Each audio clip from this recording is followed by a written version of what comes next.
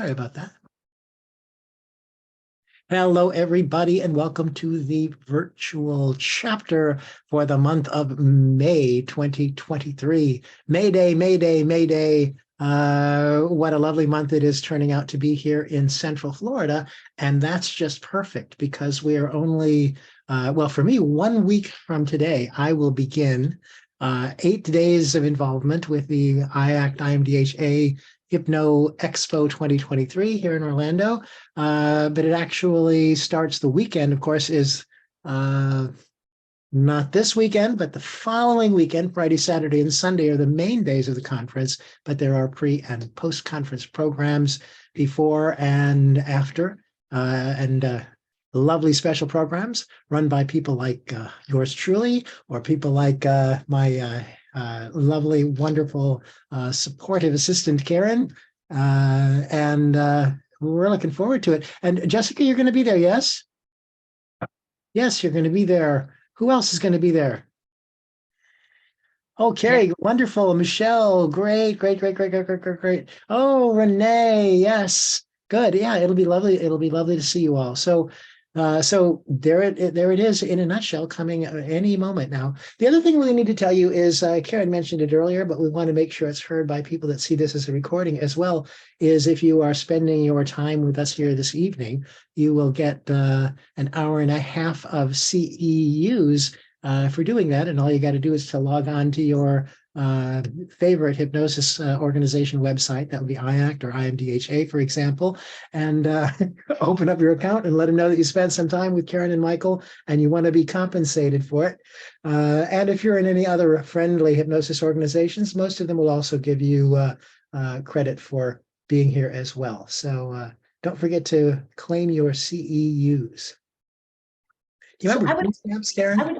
I would love to jump in and say you still have time to join Sherry Gilbert and me at the conference for the Metaphor workshop. And I'm going to ask you, come 2 days early because we're doing the pre-conference workshop and it's going to be a great time. We have already heard about some of the people who are going to be in the workshop and it's going to be such a great group. Let me give you just a tease real quick. By the way, that's going to be the 17th and 18th. The conference is the 19th, 20th, and 21st. So it's May 17th and 18th, 2023. If you're watching this after the fact, sorry, but it's going to be a great 2-day workshop on the magic of metaphor. Let me give you a little... If you're watching it later, it will have been wonderful. It will have been wonderful. Here's a little tease about how I use metaphor as a slight example. We're going to talk about writing metaphor, how to use metaphor, how to do storytelling, that kind of thing, where to get metaphors. I always elicit mine from my clients, by the way. And so, Michael, if you don't mind, I would like you to say something, maybe count to 10 rather slowly, just because I want everybody else, and this is for the folks at home, to look at his background, because I'm going to ask you about that in just a moment. I'm going to ask you what you see in his background and to let me know. So I ask my employers that question all the time. They want to know about my background. 1, 2, 3, 4, 5, 6, 7, 8, 9, 9 3/4, and 10. So thank you very much. Now, anybody in the room, you're still looking at his background. What did you see there? Open your mic and just tell me what you happen to see there. The yellow brick road going to the Emerald City. Mm-hmm. You saw going to the Emerald City. What does that say to you? Rashna, what is actually that Emerald City? That Emerald City did look like Disneyland or Disney World Castle, you know. So that Emerald City looking like Disneyland to you, what does that make you think of? What does it make you think? If you were going to go down that yellow brick road, what would that make you think about? Lots of fun times, magical. Excellent. So we have some thoughts from Rashna about what we might use as metaphorical examples if we're talking to her about change or doing something different magically. We can talk about all the fun times that she'll have as she arrives at the goal that she's going for. That's just from her looking at Michael's background on on the Zoom background, because she had a focal point. Rashna had a focal point. I asked her what she saw in that. She gave me some examples. I see, the Emerald City in the road. And then she said, and it looks like Disney. Oh, well, if you were going that way, what would that mean to you? Well, that means fun times, and that means magical things. So she's given us some ideas for some wonderful metaphor, has she not? If we're going to talk to her about making some change. Carrie, tell me what you saw in that background, if you don't mind. That rainbow. I knew somebody would see the rainbow, right? And when you see a rainbow, Carrie, what does that make you think? What does that mean to you? Just blessings and endless possibilities. But I can't help it. There's Michael's head right there below that rainbow. Michael is almost surrounded by that mystical rainbow, is he not? And it's like a halo over his head. How wonderful is that? Think about that and how we can use that kind of information as we're talking to Carrie about any goal that she might have. Now, that's just looking at a single picture.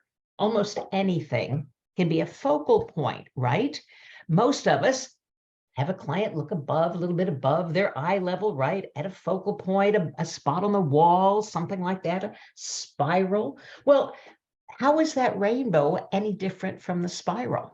And if you had a client see something like that and notice the rainbow, what would stop you from saying, oh, wonderful, close your eyes for a moment and just focus your attention on the idea, the concept of that rainbow. And as you're noticing that rainbow there behind your closed eyes, I'm curious about the colors that you see, or maybe you see a sparkle, or maybe you see something else entirely different. And as we go down the road, blah, blah, blah, blah, you see what I'm doing here, right? I'm taking what they created and turning that into an induction. Do we really have to have a rainbow? No, because we've got an imagination, and our clients do too. And anytime we want them to look at something or see something, all we have to do is say, close your eyes, and they're in your imagination, or even pretend if you'd like to. Notice that rainbow. And then you can riff off of that and do all sorts of things.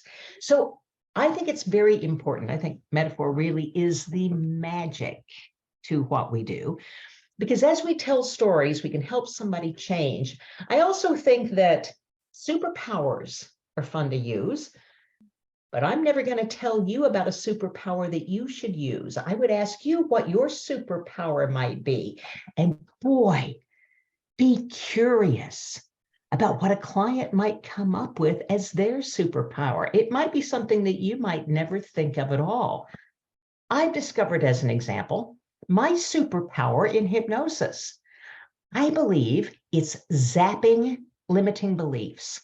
And I believe that is a skill that bounces from listening, really keen listening skills, which I didn't learn in hypnosis certification. I didn't learn it in college. I learned it in high school debate. I was a champion debater. And when we went to competition and debated, we had a specific topic that we were talking about, but we had to go into every tournament debating twice on the negative side and twice on the affirmative side. We had to go in with a plan. And then if you were on the negative side of the debate, you had to break down that plan and offer different or alternative facts. I learned about alternative facts a long time ago, where you can pivot and sway something in all sorts of directions. And boy, did that ever turn out to be a valuable skill for zapping limiting beliefs. Because as I listen to my clients tell me their story, some of you have heard me call it BS, because I think hypnosis and NLP and all this stuff is absolute unadulterated BS. Belief system. Not sure what you were thinking, but it's all about belief system. So I really listen to my client tell me their belief system. And boy, when you give them a chance, they will. Because you've given them the opening to talk about their favorite subject. themselves. So ask a question and let them talk. And boy, will they tell you their BS. And it's a good place for you to put your BS outside the meeting or the encounter, because the only BS that's important here, belief system that's important here, is their BS. So in the process of doing what most of us call the intake with my clients, I'm listening to their story. I'm listening to what they believe. I did have a trainer once who said, don't ever listen to their conscious mind because it doesn't know what it's talking about anyway. I believe that all parts of the mind are there to protect us. All parts of the mind are always active. And why would I leave out the conscious mind? Because that's the part that hired me. That's the part that's going to pay the bill. So I do want the conscious mind to play with us too. I want the conscious mind to certainly take part and be part and parcel with what we're doing. The conscious mind could also cancel out all the suggestions. So why not just let all the parts play along? Anyway, when the client is talking to me from their conscious mind, I have another belief about that might be contrary to what some of you might think. I don't believe that any of that stuff is coming from the conscious mind anyway. I don't believe that the words we use are coming from the conscious mind. How many of you sit and think of every single word you're going to say before you say it? Those words are coming from some deeper place. They're coming out grammatically correct. They're coming out with ideas and limiting thoughts. So as my clients tell me a belief and I can't believe, I'm going to snatch that and zap it right there.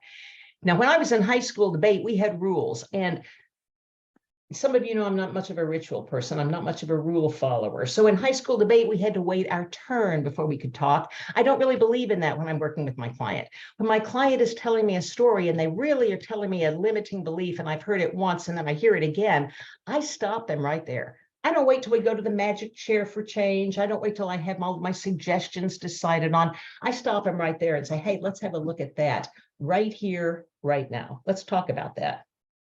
And then we pivot. I present alternate facts. Could that possibly be true?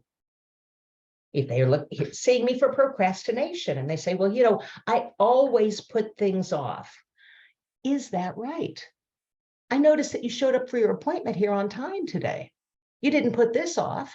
Well, no, I came to this. Okay, so what made this different from the things that you do put off? Well, this was really important. Have we just learned a strategy to work with that client? If we make their goal really important to them, they just reveal to us that when it's really important to them, they're going to make sure that they do something. So they're going to reveal strategies to you. They're going to reveal exactly how to make a change. And when you listen, they're even going to reveal to you their personal transwords. And that's what I promised we would do today, is talk about some personal transwords. So if you don't mind, I would like, this is going to be quick. We don't have a whole lot of time here, and we're not going to solve any problems, okay? I'm just going to elicit some personal transwords, and I'd like to do it with two different people, just so you can get an idea of really what I'm talking about. So I'd like two people just to play with me. I'm just going to ask you a question. You just have to tell me your answers. That's all there is to it. We're not going to reveal any deep, dark secrets. Who wants to play? Okay, Alfred, thank you very much. And who else? Jennifer, excellent. You guys open your microphones. Okay, so Alfred, I'm going to start with you. If you don't mind, when it comes to doing a job, how do you know you've done a good job at that? Or how do you know that you've done a good job at something? Just by the way I feel and the accomplishment I've made. If it feels like I put all my effort into it and it feels good. Excellent. And what does it take in a job for you to enjoy it? What has to be in that job for you to enjoy it? Obviously something that I enjoy doing and that I'm proud of putting out a good product. Excellent. In a friendship, what has to be in a friendship for you, Alfred, for it really worthwhile for you? Constructive listening and understanding. Constructive listening and understanding. That's great. What do you get out of understanding? Well, the other person feels, believes, and not being judgmental and threatening and just understanding where they're coming from and I will come- respecting that. I will come back and show you how I was listening to you in just a moment, if that's okay with you. Jennifer? That's fine. Jennifer, if you were to come up with a really wonderful, safe place, where might that be? On the beach is my safe places. Yep. And in the water, along the water, in the sand, what are you doing on the beach? In the sand, usually walking. Excellent, thank you. Do you have a hobby? Do I have a hobby? Yes. What is it? Hiking. Hiking. What is it about hiking that really calls you to that hobby? So I like connecting with nature. I like exploring, finding new things, discovering things, moving my body. Yeah, so much to connect when you're out hiking.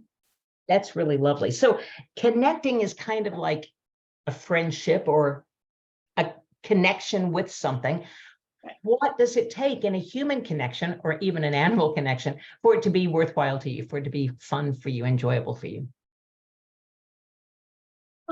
Yes, so a human connection is that they're listening, that we have things in common, that I don't know, they have a good energy, we're on the same kind of wavelength. Great, thank you very much. Alfred, what's a safe place for you? A safe place for me is probably same as Jennifer, walking along the beach. Excellent. Do you have a hobby? I really do not.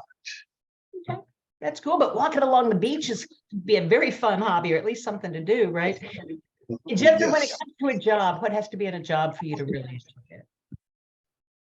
Me? Mhm. Oh, yes, so a job should be with fun, with interesting people.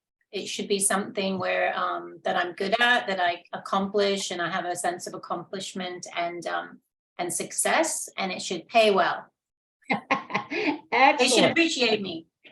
How do you know that you've done a good job?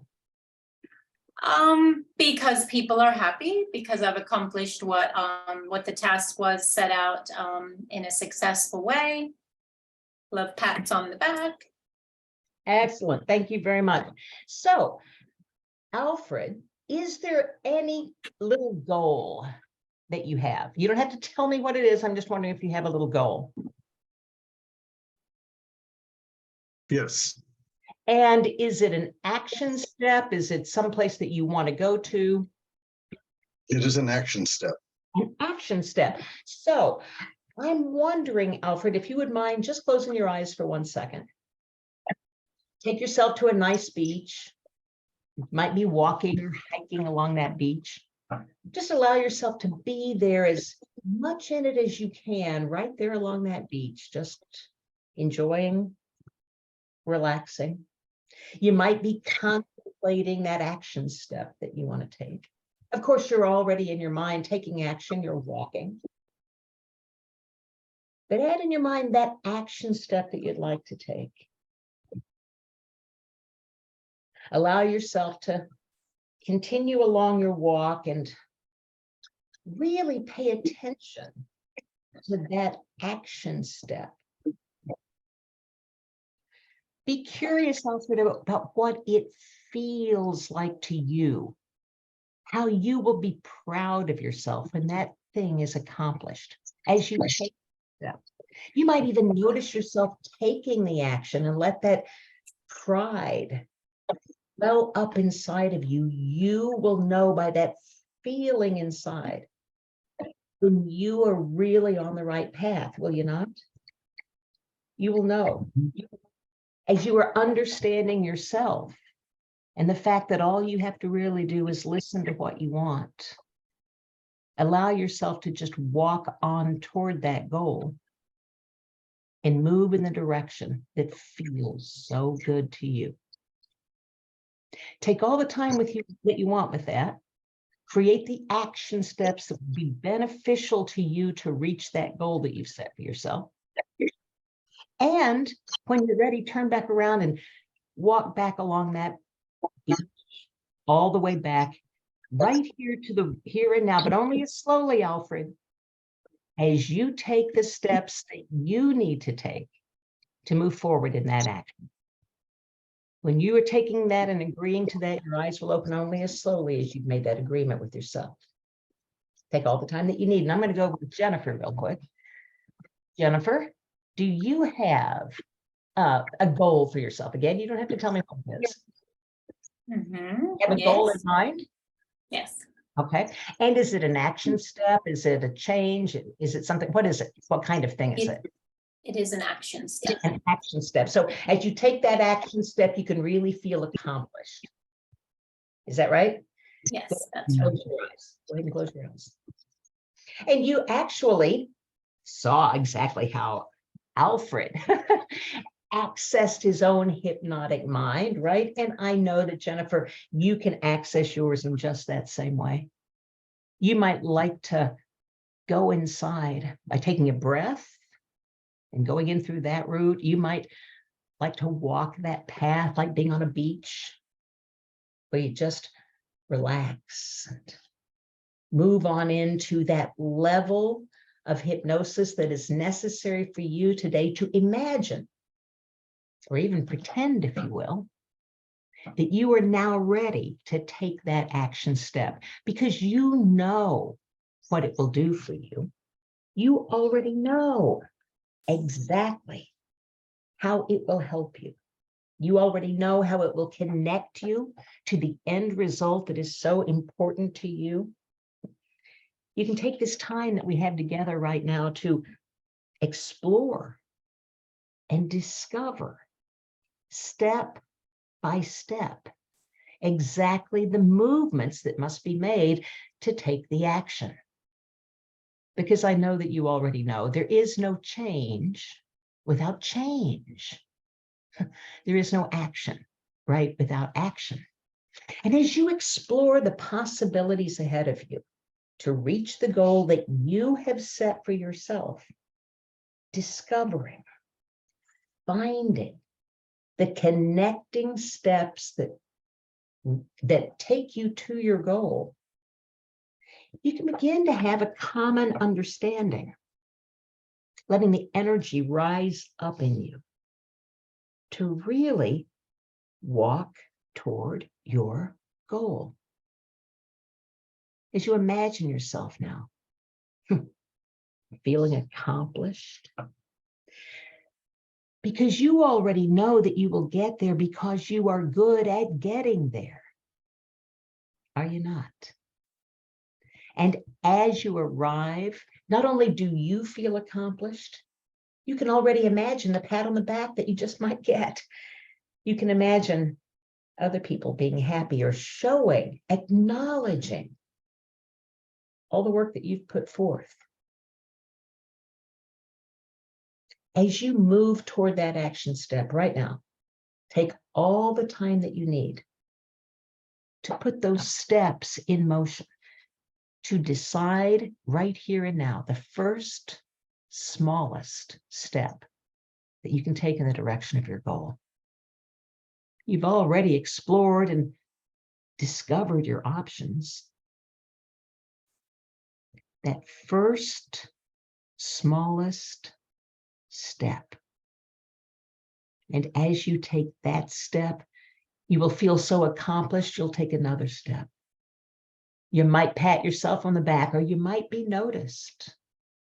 But all along the way, you are discovering your power to succeed, your power. The only thing that's left, Jennifer, is to appreciate yourself. Appreciate yourself for taking those steps in the direction of your goal, because it feels so good. Decide right here, right now, that first smallest step, and then turn back around and walk all the way back to the here and now. But again, only as slowly as you agree to take that first smallest step, discovering the right path for you into the success that you are ready now to connect with for you. Your eyes will open only as slowly as you've agreed to take that first step into your future, because it feels so good. And you can take all the time that you want with that as we move back into the room quickly with a question for Alfred. Alfred, what happened there for you? I'm sorry, Karen, can you repeat that? Yeah, did you imagine reaching your goal, moving toward your goal? What happened there for you? Oh, yes, I did, very much so. And Jennifer, let me ask you, did you? Yes, I ran back. When you said go slowly, I was like, no, I'm running. I'm running. Okay, I want a show of hands of anybody who heard a suggestion that I gave. Oh, Jennifer heard suggestions. Did anybody else hear me give a suggestion? Okay, Michael heard a suggestion. Okay, here's what I did. I listened to what they told me. As Alfred told me about a work environment that is good for him, I said, how do you know you've done a good job? I feel it. He let me know with that answer that he is internally motivated, internal locus of control. So as long as I help build up the feeling and the pride in him, that was another one of his words, he is going to move toward that direction. I asked him what it takes in the job. He wants to feel accomplished. That's one of his value words, one of his personal trance words. It's a word I dropped on him as I was just pattering, riffing off him walking on the beach. He knows he's good there because he's proud. He already told me he feels it internally. So, okay, let's let that pride build up in you as we walked down that beach and he's thinking about taking the action. That's all I knew was he was taking an action step. So I mentioned the action that he was going to take and brought up his personal trance words, giving him the constructive understanding that he wanted for himself. And that's what he did. We did the same thing with Jennifer. And it was an action step. She walked on the beach. She said that she likes the energy building up. She likes connection. So I connected her to her goal. We don't know what her goal is. Keep that in mind. I just know what her personal trance words are. So I connected her to what she already knows, which is her goal. I trust her to know what she wants. She tells me that she likes getting a pat on the back, a little more external locus of control. So I dropped in something about you might notice people noticing you or complimenting you or giving you a pat on the back. In fact, you might even give yourself one. Those are her words. I didn't come up with them. I didn't talk to her about getting paid because I didn't know what her action step was or whether it would pay her, but it will make her happy, make her feel appreciated. She might even want to appreciate herself. And she's the one who came up with all the stuff about go explore and discover and find an answer. So on the hike, I just let her do that. And there's no resistance because they're all her ideas. They're all Alfred's ideas. It's what they want. And the script is written on the fly simply because I listened to their answers to some off-the-wall questions. They didn't have anything to do with the change they wanted to make, right? But boy, when we put the frame around it, it had everything to do with it. Just as I was asking you about Michael's background, what does that mean to you? We had a frame, a focal point. I asked some questions of Alfred and Jennifer. And each time I asked them a question, we already had the fractionation going because every time I asked a question, they had to go inside their mind to come up with the answer and then come out and tell it to me. I asked another question. They went inside, they got the answer, they came back out and told it to me. It's metaphorical fractionation, and it works just as well as opening and closing your eyes. So that is a great deal of the way I work with my clients, asking questions, getting their words, and sometimes we get context and sometimes we don't. I just don't need it. I just need their strategies. I need their motivation strategies, their limiting beliefs so that we can zap them. And I'll do that with a reframe, like debating the other side of an issue, right? And then when they give me their personal trance words, we are set to go. And who didn't have to do any homework? Who didn't have to look for any scripts? Who didn't have to go on any Facebook sites and go, oh, help me, I've got a client, I don't know what to do with. They already know what to do. So just let them tell you, and you facilitate the change that they've already decided to make.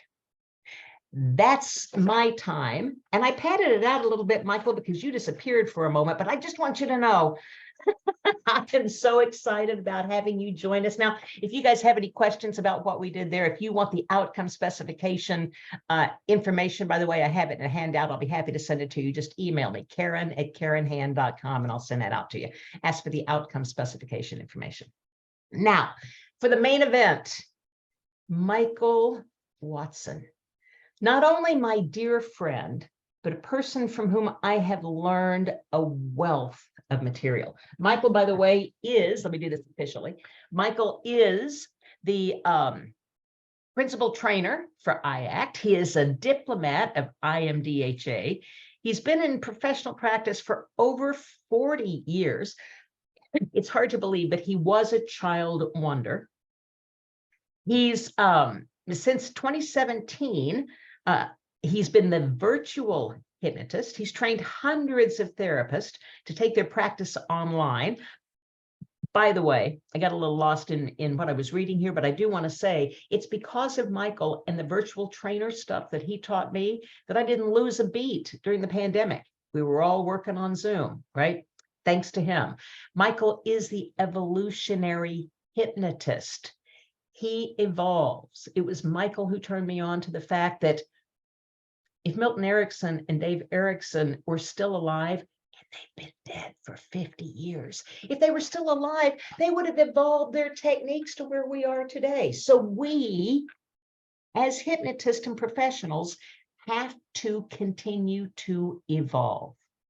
That's why Michael is here to talk to us tonight about inspiring change, evolving to where we are today. Michael, you know I love you. I'm going to turn it over to you. If I need to ask a question along the way, I will, but I doubt that I do. If you guys want to, I'm sure you'll say they can open their mic and ask a question if they need to, or put it in the chat and I will get you in. Yeah. Michael, thank you very much. We can't wait. Well, I'm excited to do this. And Karen, I love that lovely introduction, by the way. Thank you so very much for your generosity. Except I do have to say, why is it hard to believe that I was a child wonder? It is not. You're absolutely right. I apologize wholeheartedly. It is not. I'm sure he came out of the womb hypnotizing. So I would believe tap that. dancing, yeah, and tap dancing, yeah. So by the way, I love what you did, Karen, tonight, and I noticed, you chose to use this, my background, which, by the way, the thing that I see is the long and winding road, by the way, as well. That's really important. But you were asking people about my background. See, actually, my background is 4 halves. My mother was half Greek. My father was half German and half English and Irish or something, and my mother's other half was Irish, and I think I got him Greek and German and Irish and English, right? All of that stuff. So that's metaphorical fractionation. Just since you mentioned it, I thought I'd continue on the theme of metaphorical fractionation. Tonight, what I want to talk to you guys about tonight, I'm excited about this. I have to admit, I just want to say this off the top because I'll probably refer to it a couple of times. I learned a lot in the last few days, but I went to the emergency room a couple of days ago, and they ended up keeping me in the hospital for, it was like a two-day thing. Nothing to be worried about, but I know some of you were aware of it. It was a bad reaction to a wrong choice of medication. Combining some drugs that shouldn't have been combined, not recreationally or anything, by the way, but the doctors did it this time. And my heartbeat went down into the low 20s, and they didn't want to let me go home. But I had just woken up that morning entirely confused and not really able to sustain any thought, and couldn't quite figure out what was going on. So So anyway, one of the things that I've learned about hospitals, I've never spent a night in a hospital before. They're not places to rest and recover. There will be somebody disturbing you every 20 minutes, and all kinds of anxiety provoking things that go on. It would be lovely if they could learn some things from us about how to communicate and how to keep people more comfortable. But they're in their ways. And on the other hand, I've got to say, I really respect what doctors and nurses and everybody, does as well. It's just as important. So tonight really is about though embracing the wide variety of paths that we all as hypnotists employ in our approach to healing and change and transformation and whatever it is that we do. When I first got involved in this stuff 40 some years ago, actually even a little longer than that, depending on where you count from, there was this thing in America that some of you remember right about the time of the hippies and the Vietnam War that was called the Human Potential Movement, right? And then all these different things started getting added to it and taken, and until finally there is this incredible field that we're involved in where few of us do the same thing. Interestingly enough, and yet under the banner of hypnosis, we've all sort of found our own ways and our own approaches, especially folks that've been around for quite a while and discovering some things. But as we just talk about the various ways that people experience hypnosis and what hypnotists do, I think where I'd like to start out with is to say there is one kind of approach to hypnosis that some of you have heard of. I don't know exactly what it is, and I'm going to be interested to hear what you can tell me about it. But some people say there's something called traditional hypnosis. Okay, I'm not sure what particular tradition that it is that we're invoking when we say that. But I think typically for so many people, traditional hypnosis means something that we haven't seen for a long time, really. Much more authoritative, paternal. I remember some people describing hypnosis in one of the schools here. I think HDMI, or no, not HDMI. That's a thing on my TV, isn't it? HMI, the Hypnosis Motivation Institute. But they refer to father hypnosis and mother hypnosis, which is really kind of interesting stuff. Speaking of metaphors, Karen, right? Because I think what those things really say is something about the parenting of the particular individual that came up with that metaphor in the first place. That somebody who is demanding and authoritative and, tells you like it is, that's father hypnosis, right? And right, exactly. In their household. Yeah. So Karen's doing this thing that's right. I always joke about this statue outside of the Hypnosis Hall of Fame that would be some guy with, a weird look on his face and this hand gesture trying to stuff some ideas into some, weak and wilting woman's, 3 W's. How about that head? It's interesting, isn't it? So, and yet, by the way, I don't want to pull all the way back on that, because guess what? There's a new interest in mesmerism. There's a new interest in some of these incredibly authoritative techniques. And there are some places where they practice it and they just don't call it hypnosis. Like at your job, maybe, if you have a boss, or something else. And they make suggestions to you from time to time, throughout the day. Like I would suggest, that you get up off your ass and do some work around here, those kind of things.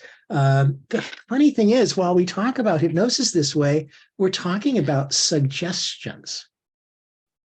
An interesting thing, because it doesn't sound like suggestions when we talk about it that way.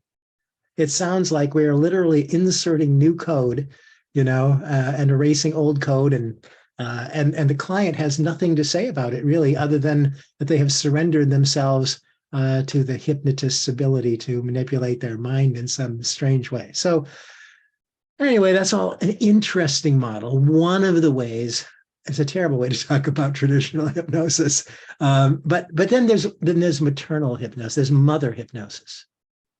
And of course, mom is the nice one. And I'll tell you what I like about this when I think about this old model is, interestingly enough, I taught the stress management stress management consultant training. We have a certified stress management consultant training twice a year online for IACT and IMDHA people that want to be stress management consultants.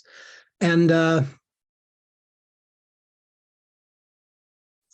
oh my God, I literally, and I apologize, I literally just lost my thought right in the middle of it. So stress management consultants, anyway, it's a great thing. Take the training. Maybe somebody can help me back up a second. Paternal, maternal, authoritative hypnosis. I don't know. So I'm just going to move on. Pardon me. So anyway, those are traditional things, and maybe I wonder if anybody else has any ideas. Maybe you can put a note in the chat room about when somebody says to you traditional hypnosis. What is it that you think they might be talking about? It's interesting to me because there are certainly different views about this. But then we like to look at the more modern things that we're doing, and I think for me at least that begins with Erickson and a whole other way to look about the work of hypnosis in what I would call non-traditional hypnosis. And I was at a conference not so very long ago. I want to be careful not to be too identifying of anybody in particular, but I was at a conference of hypnotists not too long ago, and there was a speaker who was presenting on spiritual hypnosis. And and that's pretty cool. We've got people that we all know and love that do spiritual hypnosis, and that really is their thing, like Shelley Stockwell, for example. And I think if you choose to do hypnosis in a frame like spiritual hypnosis, that's probably what should be on your business card. That's probably what should be on your shingle, so that your clients, when they show up, know what it is that they should expect. Because this particular presenter said to an audience of people that, some people are like in rapport with her ideas and some people really aren't. And I think with a complete unawareness of the audience, she said, looking at her fingernails as though she was filing them, she said, when you're working with clients, if you really have to think about what you're doing and struggle, she says, you're just, you're just working too hard. She says, because what I do is I call in my angels. Now, that's nice. I got nothing. I promise you, I have nothing against angels. Okay. And you'll hear later, I certainly don't, because we're going to talk about metaphors, right? And I think it's a great metaphor for people for whom it is a great metaphor. And this particular woman asked me, two things later on. She had said earlier in the day, before her presentation, she had said to me, I wonder why it is that, or what it is that we can do to get the medical community to accept us as more serious, change workers. And I said, well, don't tell them that you talk to your angels, because that is not their metaphor, and it's just not going to work.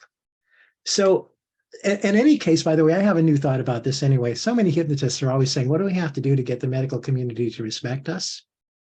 I'm starting to think, did I say, I'm starting to think that they ought to start seeking our respect. I think that would be an interesting change of paradigm, because I promise you, we have much more fun with what we do, and another way to approach it, because we are approaching it from a different part of our understanding. We'll get there in a minute. So one of the things that she also said, by the way, the same woman, she said, well, I give my clients, because I said to her, I think it's a little dogmatic, that you don't really give your clients an opportunity to approach this change with whatever it is they bring. And she says, oh, no, I really do. She says, as a matter of fact, I tell them they can talk to Jesus or Muhammad or Mother Mary. And she thinks that she's offering choice. But she's offering choice within such a narrow part of the spectrum that essentially eliminates, 2/3 of the audience, particularly if they didn't come. I just came here because I wanted to stop biting my fingernails, and now what's all of this about, Mother Mary?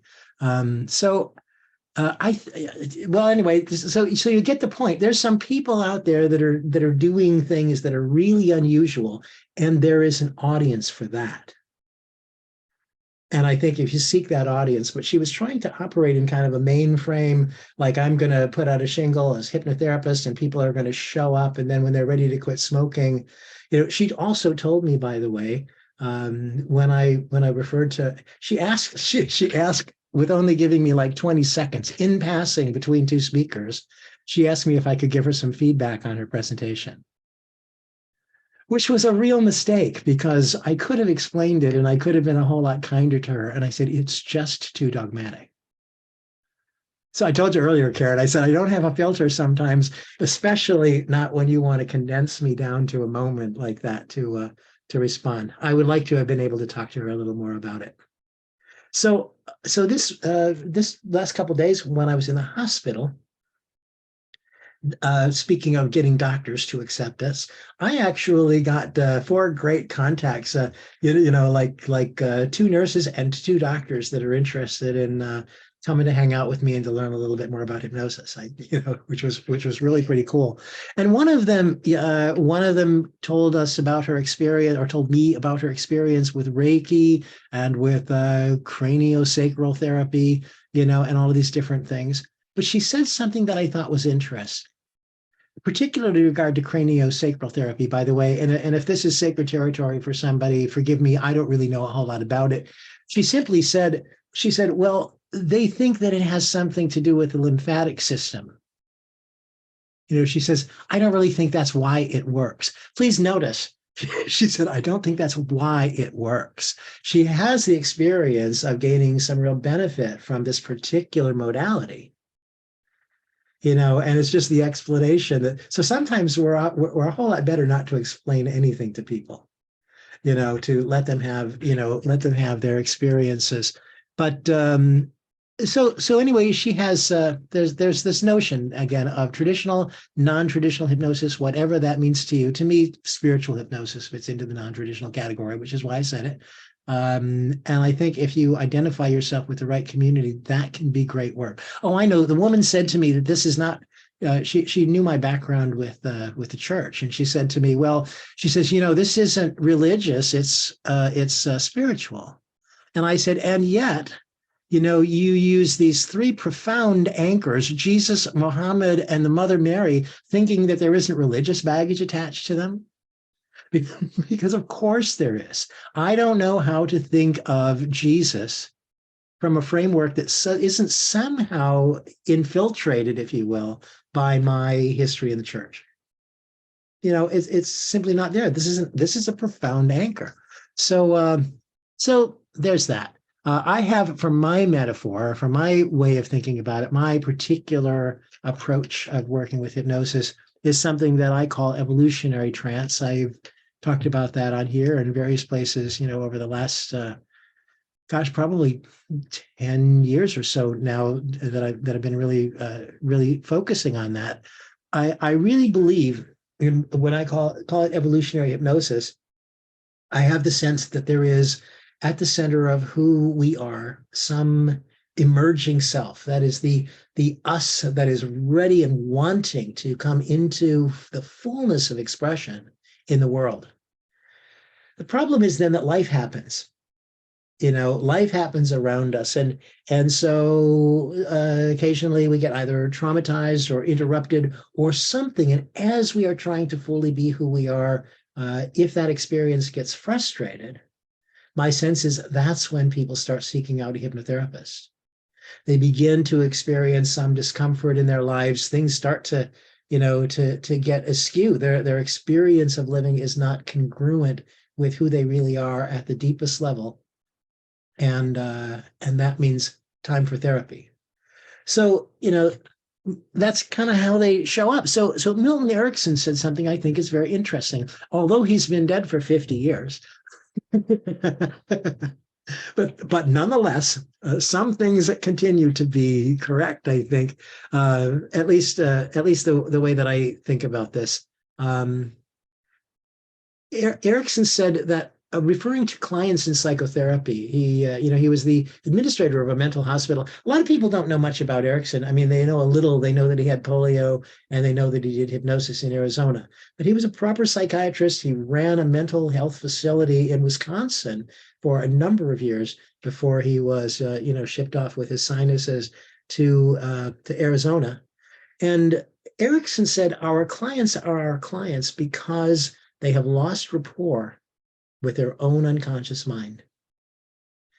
And the task of therapy is to reestablish that relationship. And the presupposition, of course, under it is when you and your unconscious mind are working together properly and easily, that things go the way that they're supposed to go, without the disruptions and the disturbances that folks bring into therapy. So it's an interesting paradigm, and I think very early in terms of its place among non-traditional approaches, and really began to make a difference in how people thought about hypnosis. And as some of you know, Erickson's paradigms, in some sense, split the hypnosis community in two, as we continue to see to this very day. Because we get confused about whether it was Erickson's way or Ellman's way or some other way that is the right way. And that's the part of it that's so silly. I think, what we need to do is to find a way to discover what our commonnesses are between the work that we do, so that we can look underneath the metaphors, because they are all metaphors. I'm really going to punch on this even a little bit more, as we go on. They're all metaphors, but underneath the metaphors, there are some principles that continue to remain true inside each and every metaphor. And we find more and more ways to, more and more metaphors in order to express that truth. We also learned from Erickson that the hypnotic relationship is everything. And in my experience, that's so true. And it may be a function of of the way that I work. I'm sorry, that interruption, I'll tell you what it's about. I just got a broadcast from my reference librarian that I don't want to say it, reminded me what I had forgotten earlier. And I wanted to tell you, in the stress management consulting course that I did a couple of weeks ago, or a month ago or so now, there were 18 participants, 17 women, and 1 man. And I think that's really interesting. I hope you'll forgive me if I wander, by the way, but I think that's a really interesting thing, because when we were talking earlier about traditional hypnosis and father hypnosis and mother hypnosis, I think this change in the demographics of our profession is representative of a change in the way the profession is practiced throughout the world. That there was a time when father hypnosis was the deal, and it was about control and dominance and, who's in charge. And now somehow or another, when people are seeking hypnosis, they don't want somebody to tell their brain what to make it do something. They want somebody to offer them something that's nurturing. And consequently, I think now, of course, this is, oh my gosh, I hate to actually say this publicly, but women do have a tendency to be more nurturing than men are. And so it really is reflected in the people getting into hypnosis and doing these programs. But so Erickson basically says, the hypnotic relationship is everything. One of the things that I think was interesting was a transinduction. That if you look at Erickson's work, by the way, or watch the videos or the recordings, there isn't a place typically that says, now we're going to do the induction. All right.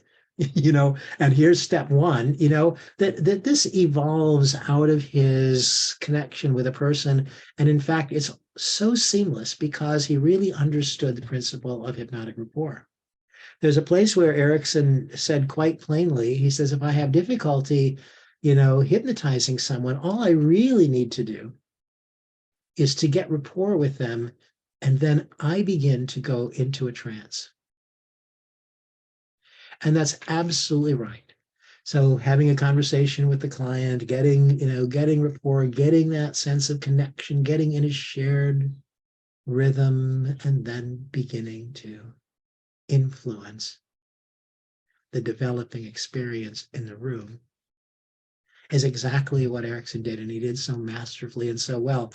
And then in the middle of that, embedded commands and all of the stuff that we know about, and had some incredibly brilliant metaphors. So when we think about the hypnotic relationship, I'm wondering, by the way, I have to apologize. Maybe a swinging watch, all that stuff. I'm looking at some notes in the chat room for people that were posting about traditional hypnosis and what they thought it was. Appreciate that. The spinning wheel, your eyes are getting sleepy, very, very heavy, all of that stuff.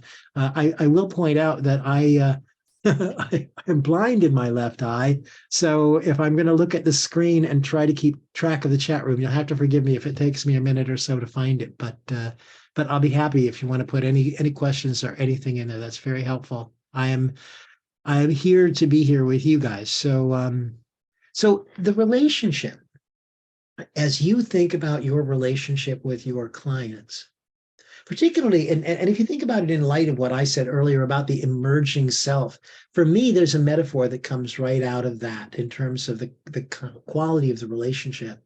And it's something like midwives. That we have this remarkable opportunity in an ongoing way to have some client sitting with us who is really wanting to open up to the fullest expression of themselves. Now, they may not know that that's what they're doing.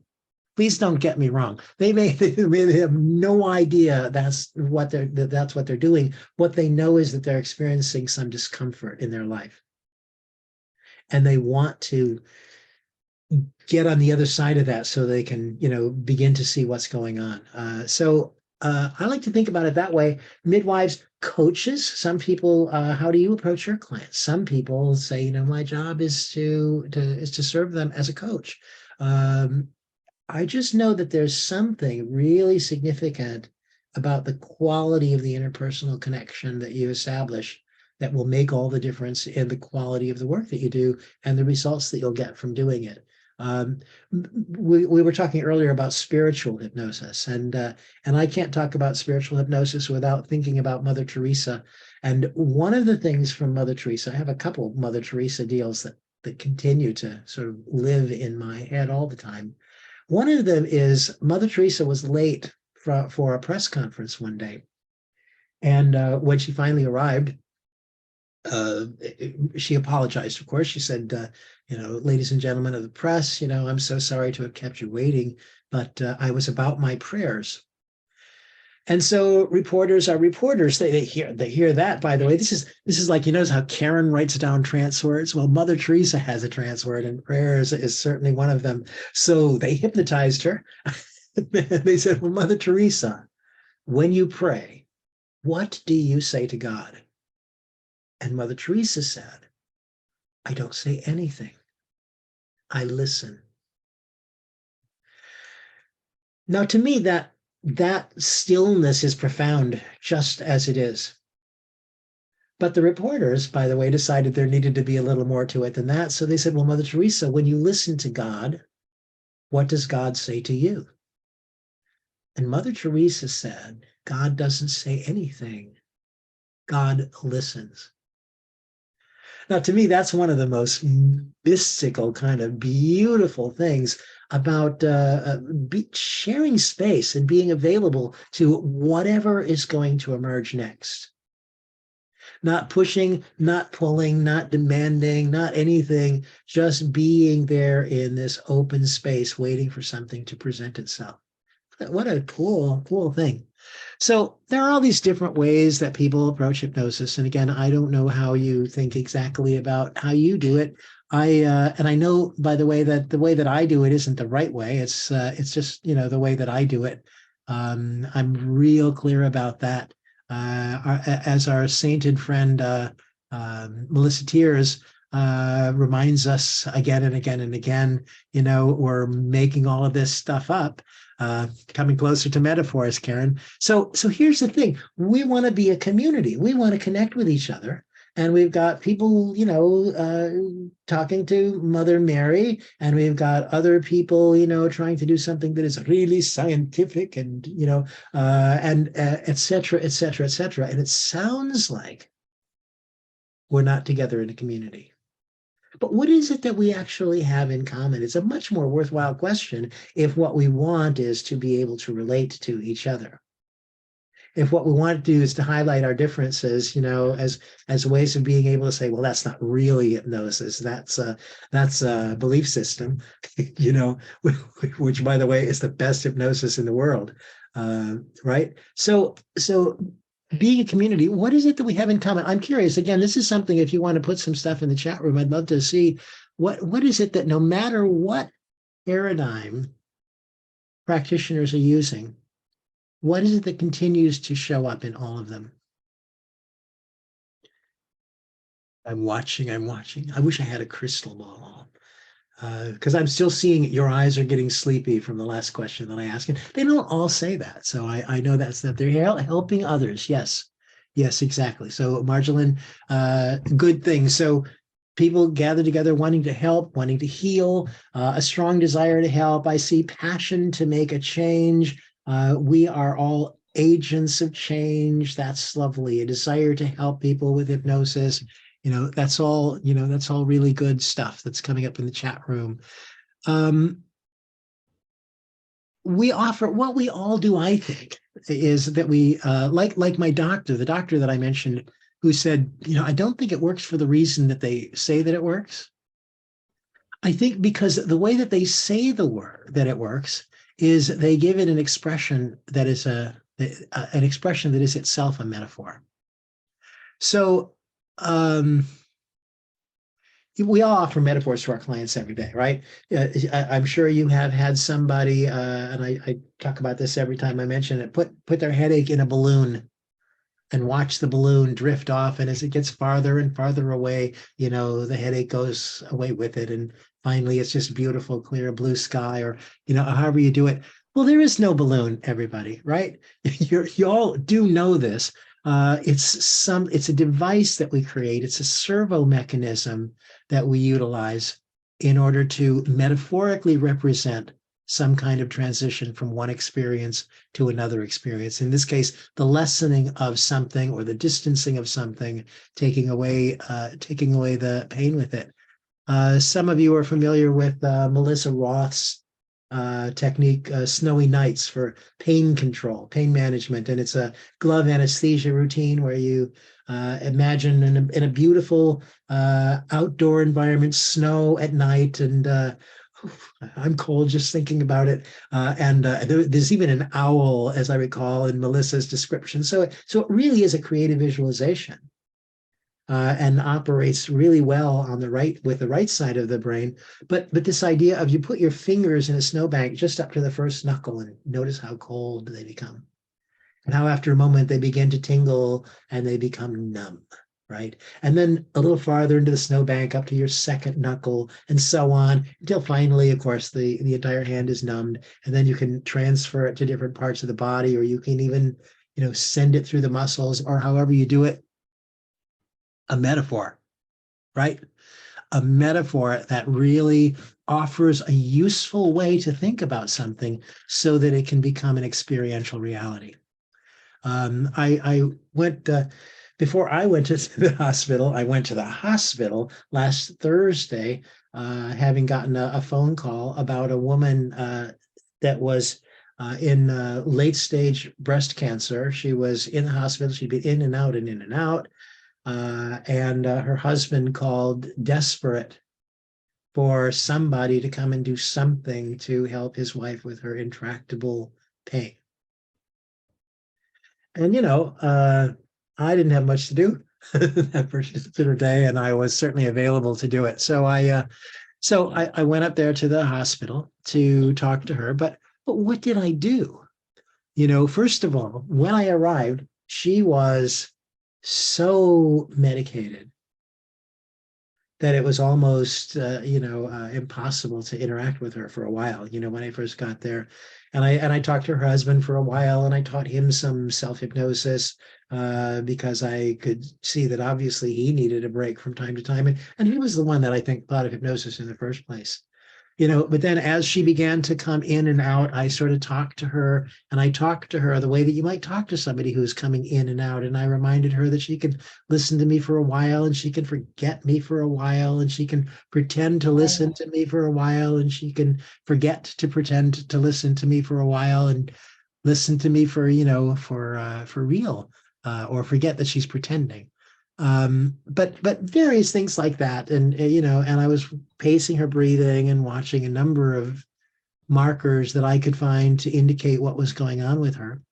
But ultimately, I offered her a couple things that she hadn't thought about. I suggested to her that from time to time, when you just don't want to sort of be hanging out with what's going on out here in the big old world, what you might want to do is just go hang out in your big toe for a little while.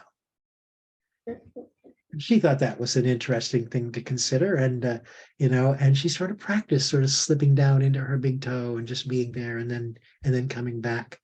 I told her about an experience too that I had. Some of you know, I always talk about this resort. My family ran a fishing and swimming and boating place up in the North Woods of Wisconsin when I was a kid growing up. It was lovely. And one of the things that I remember about it to this day is out in the yard, up in the North Woods, we had a big iron water pump with a metal cup string attached to it, by the way, as well, right? And so you pump that pump and you get that metal cup, which just somehow or another makes it even colder, and you get this elixir that just soothes all of you as it goes down. So, I had this chat with her about that beautiful, clean water and just how it flows and how interesting it is to notice just how, as she thinks about that, she really can appreciate just the clean, clear, flowing nature of this elixir of comfort. So she really liked that one. Metaphors. Now, I could have instead talked about, in a very scientific way about the cells and, and what they're doing. I have a feeling that wouldn't have reached her in the same way. That becomes, didactic and interesting, and certainly not irrelevant. But for most people, this cool flowing fountain is a whole lot more useful than an explanation about nerve endings and and all of that stuff. And yet, it is a metaphoric description of just that very process. I realize it's not in my notes, but I realize that I have not mentioned. I mentioned briefly earlier what I call the reference librarian. So you have to be over. How old do you got to be? You probably got to be over 60 to truly appreciate this, at least over 50. But those of you who are younger, you can just imagine what Barney Miller might think about something like this. And, and maybe that will help. When I was in college, if I wanted to write a paper, we didn't have personal computers. So we had to go to the library and we had to find the reference librarian, ring the bell, the reference librarian comes to the window, and we would say, I am writing a paper about the construction of the Hoover Dam. Will you please help me? And she'd say, yes, give me a moment. And she'll go back into the stacks and she'd come out with some reference material for you. Okay, that's how it used to work. Kind of like Google, but a little slower. Okay, so she would bring the material. Some of you have this, if you're not clear that you've got this going on in you all the time, I remind you that I find myself wondering when I'm watching a movie on television, there's a certain actor or actress that shows up and I know I've seen them in something else. And I say to myself, who is that? I know who that is. And the more, to paraphrase A.A. Milne, the more I look for Piglet, the more Piglet isn't there. The more you ask the question, the less likely you are to get the answer. And you know why? Because it's like standing at the reference librarian's desk and you ring the bell, you tell her what you want, and she turns around to go get it, but then you ring the bell again. And she says, what do you want? And you say, well, I just told you. And, and then you ring the bell again, right? Until finally, and finally you give up. I know, I really understand this. Finally, you give up. And guess what? The answer shows up, a couple minutes later. Do y'all have that experience? And the more that I've used her as a metaphor, oh yeah, she's a metaphor, by the way. It's a big family, metaphors. So the more that I've used her as a metaphor, the more I've actually been aware of this process. So now when I get stuck like that, I say, oh, I'll just let her go get it. And literally, a minute or so later, the answer that I've been looking for shows up. So, but yes, I'm afraid it is a metaphor. Speaking of metaphors, Karen and I, when we talk about our style and our working with one another, one of the things that she likes to say is that I'm poetry and that she is limericks. I think that's delightful, and I love limericks, Karen. I'm so glad. I do too, and I like to be a little bawdy once in a while, so it works well. Well, there's bawdy poetry too. Well, there is. I know what rhymes with every part of the human anatomy. Well, we'll do that. We'll do that in a future virtual chapter. How about it? That'd be great. Yeah. So I think the best metaphors, though, when we're working with clients, are really the ones that come from our clients, are really the ones to choose the metaphors that our clients are working with. The problem is that most of us don't realize that we're choosing a metaphor when we do it our way. We don't get that it's a metaphor. We think, oh no, I'm not doing a metaphor now. I'm just doing hypnosis. Hypnosis is a metaphor. Oh, don't let me frighten you too badly with that. I'll say a couple more things before I finish that thought. But the best metaphors, really, in my experience, are the ones that are elicited from our clients, or the various ways that clients present their circumstances or situations in metaphors, even when they don't realize that they're doing it. By the way, this exercise or demonstration that Karen did with you all earlier, where she took information from people and she gave them that information back or utilized that information, that's perfect. That's absolutely a beautiful, beautiful approach, a beautiful way to do it. I like that one. But our clients describe their situation to you as soon as they come in the office. I don't know what your opening line is. Hi, glad you're here. Have a seat. Some of us are really tricky, and we say things like, what seems to be the problem? Thinking we're gonna get some leverage somehow or another. But however you do it, your client starts out in their problem state. The part of them who showed up for therapy has an agenda already before they get in the door, and an agenda that is pressing to them. And so they begin to tell you their deal. And as they tell you their deal, they will offer you the metaphors that describe their deal. Judy Reese wrote a lovely book on clean language. You might want to look at this. Judy suggests that we use six metaphors a minute, I think, typically in conversation, and it's a beautiful idea. Karen, you had some insight. Do you, I see you're kind of occupied for a minute, but you were, there's the book, Clean Language. Yeah. I read the book. Yeah. So I heard you say this recently, and I thought it was interesting. I said, when people don't really get 6 metaphors a minute, how did you explain that? I heard you offer an example that I thought was really, really, oh, I get it. Yes. If you think of, and this is more from George Lakoff and Metaphors We Live By, that everything we talk about is a metaphor. If you say, I live in a town, you have made that town a container and you live inside of it. So that is a metaphor. And I'm in a funk. I'm in a state of depression. I'm right? stuck.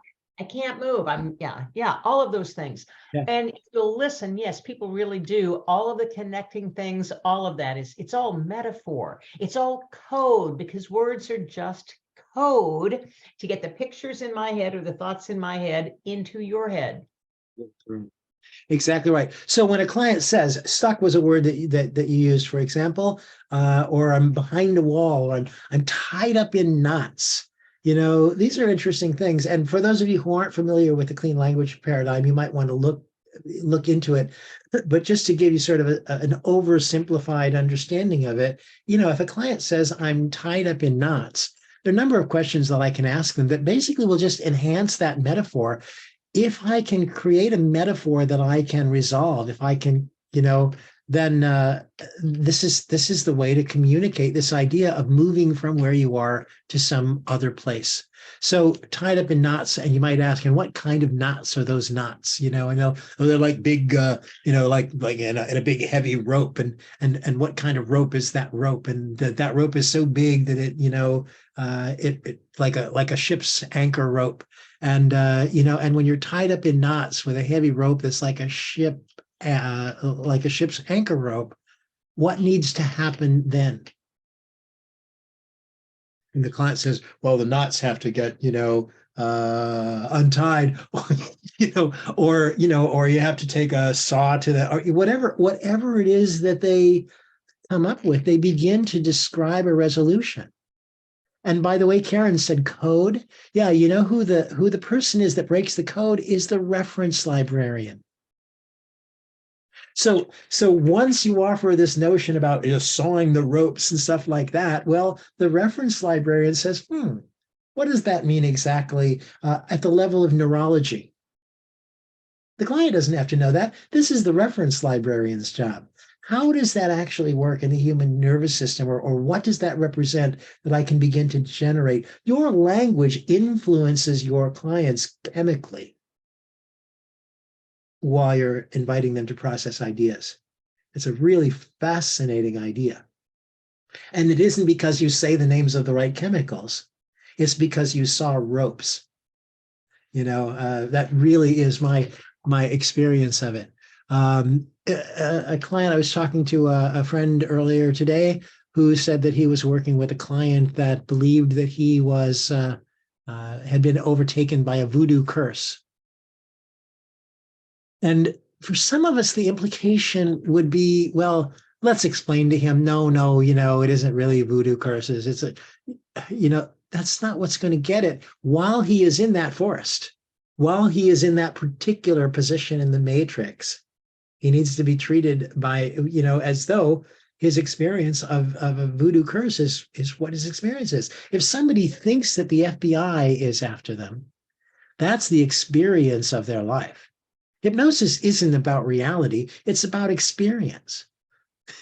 I think reality is highly overrated, because the same reality can be appreciated by some people, hated by other people, can be a source of delight by other people, and we have individual choice about all of that stuff.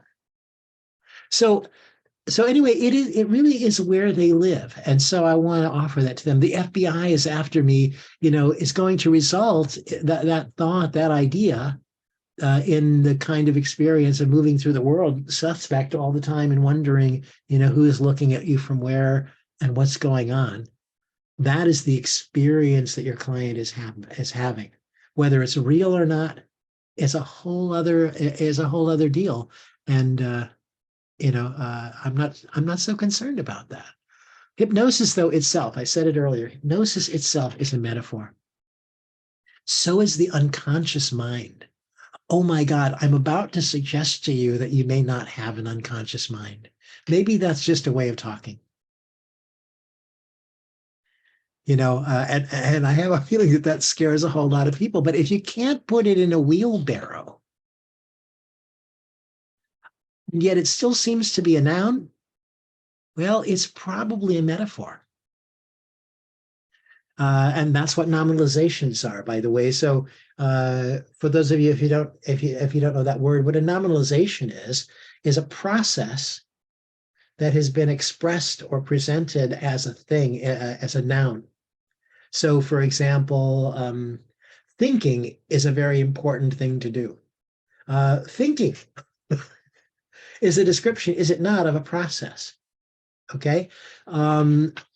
Love, all of these words, honest to God, check it out. Find nouns that you can't put in a wheelbarrow, and I'll bet you that they are nominalizations, and as such, that they are metaphors of experience. I think one of the things that's really important, and this is gosh, the clock is moving. That's really important is to have respect for the way that our clients operate. That is, have respect for the fact that they have the ability to run their brain. There are certain hypnotists out there. I won't mention any of you in particular. You know who I'm talking to. No, I'm kidding, of course. But there are certain hypnotists that have the idea that they know better than the client, and they're going to give them the right idea. They've searched out a script, and the script says, by the way, yeah, the script says, if you want to lose weight, here's what you're supposed to do. Chew your food 33 times and put your fork down between bites and blah, blah, blah, blah, blah. Right? Well, that's an interesting strategy, and it may or may not work for somebody. But I wonder, and especially for any hypnotists that have this is the script that I always use for weight loss, or this is the script that I always use for smoking, or this is the script that I always use for pain control. How many different ways are there to struggle with weight management? How many different ways are there to be challenged by addictions like nicotine? How many ways are there? And yet we seem to think that the approaches should be one size fits all. I think the real approach is one size fits one. So here's my client. Let's find out how they represent this experience. Let's find out what the metaphor is that they use that describes this conflict or this discomfort or whatever it is that they want to change, and then offer them a metaphor for it. Because I'm so in danger of running out of time here, I see how really close to the end of it is. I just want to point out that we are using this information to create rituals. I'd love to talk a little bit more about rituals, but everything we do that follows some sort of a form is a ritual. You have a ritual for brushing your teeth. So while we hear about rituals like it's some big ceremony, in honor of the gods, and you got to put a bone in your hair and and do certain things in order to magically approach, no, it's whatever it is that, yeah, Karen? Ritual. If anybody watched the coronation of the king, oh my God. Ritual, a scepter, a crown, an orb. I mean, there's all sorts of metaphorical passing of power and there's really, nothing to it. It's really all smoke and mirrors. So that's exactly what you're talking about with that ritual, Michael. Absolutely. And the end of all ritual is to offer people a new experience of something. That when I came in here, I thought a certain way about this, or I felt a certain way about this. I think a great question to ask your clients, by the way, when you begin is, what feeling, behavior, or thought do you want to change today? Look how useful that question is, instead of, well, what's the problem, man? What's going on? Which gives them an opportunity to turn your hypnosis practice into a winery, where they can just kvetch for about 45 minutes, and then you do some little trance with them. And what we're really trying to do all along is to effect a reconsolidation, that is to take an experience, to be able to look at it and understand it differently, come to a new appreciation of it, a new relationship to that problem context, and then to reassociate into that new experience, so that it can become a new reality. So last, Mother Teresa. The last thing that we learned from Mother Teresa is she was asked how it is that she managed to work with all of those sick and those difficult people. By the way, the folks that I call them the Statue of Liberty people. The tired, the weary, the disenfranchised, the nobody wants to be around this guy, those people. She spent all of her days with them. And people ask her, how do you do that and it doesn't get to you? She said, when I see these people, I see our Lord Christ in some of his more distressing disguises. Her aim in life was to serve her Lord. And so this becomes, every interaction with these people becomes yet another expression, another opportunity for that. I'm not advocating that you use her. This is hers. It's already taken, by the way. But I'm suggesting that you look for yourself and think, what is it that working with the people that I work with actually means? What is an expression of that's even larger than me?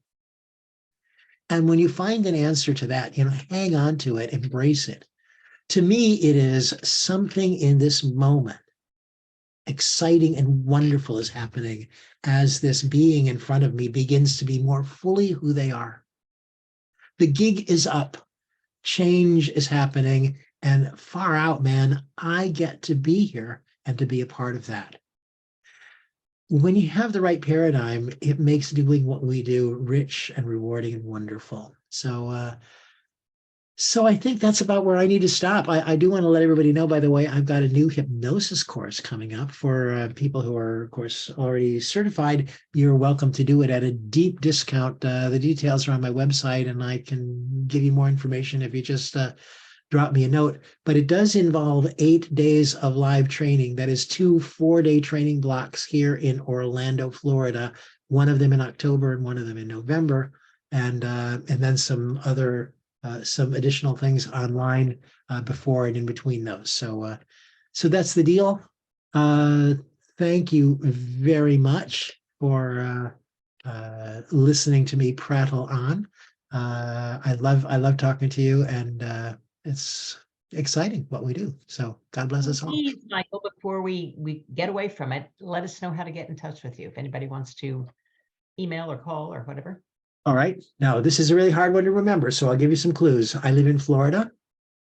I practice hypnosis, and I have a great Outlook. So my email address is flhypno@outlook.com. And that's the best way to get in touch with me. And you can also find me on Facebook, of course, and shoot me messages that way and stuff. So anybody wants to do that, and www.phoenix-services, I'm sorry, it was a long time ago, .org is my email address. So there you go. That one, not quite so easy to remember because you are in Florida with Phoenix Services. But now you remember that. You'll never forget it. Yeah. Well, Phoenix has that ashes thing, Oh, but see, they can all have meanings. Therein lies the whole culmination of all the things that we've been talking about here tonight, right? You can't possibly know what's in their head unless you ask them. Right? What they're talking to you about is a metaphor, but if you can't put it in a wheelbarrow, you can't see it. So you have to say, what does that mean to you? I have enough hard time keeping track of what's in my own head. So yeah, ask them. Let them tell you about it. Tell you, and they'll tell you. They're happy to tell you. So everybody, this is we're at our closing time here. We have coming up, of course, the Great Hypno Expo 2023, 19, 20, and 21. Is that right? Yes, 19, 20, and 21. Yes. Okay. Yes, that weekend, and of course, days before and after, especially if you want to take Karen Hand's lovely class in metaphor, or if you'd like to spend 3 days before, starting next Tuesday, of course, you can become a certified master trainer, perhaps. So there you go. Thanks, everybody. And someone asked about a virtual possibility. There is a streaming option for IACT IMDHA, but not for the pre and post conference events. So you can certainly go to call IACT IMDHA, the offices, and find out about the streaming options. Or I think they have it online as well. Yeah, and I think that Michael Sundell might be asking me here in the room if it's possible to attend my class virtually. I don't know if he is, but just in case he was, it isn't the plan at this particular point, but I'm reevaluating it. I did a class that was both virtual and live at the same time. It has some technical complications that make it less than desirable from a presenter standpoint. But if there's enough call for it, I bet we could probably figure out a way to do it. So drop me a note. Before we leave, this is the time that everybody opens their microphone and we give Michael the send off that he deserves. Thank you all for joining us, and we'll see you back here second Tuesday of the month next. Thank you, Michael. Thank you, Thank you. Michael. Thank you. Karen, Thank both. you. Thank you. Bye. Thanks a lot, folks. Much love. See you. Bye, everyone. Bye-bye.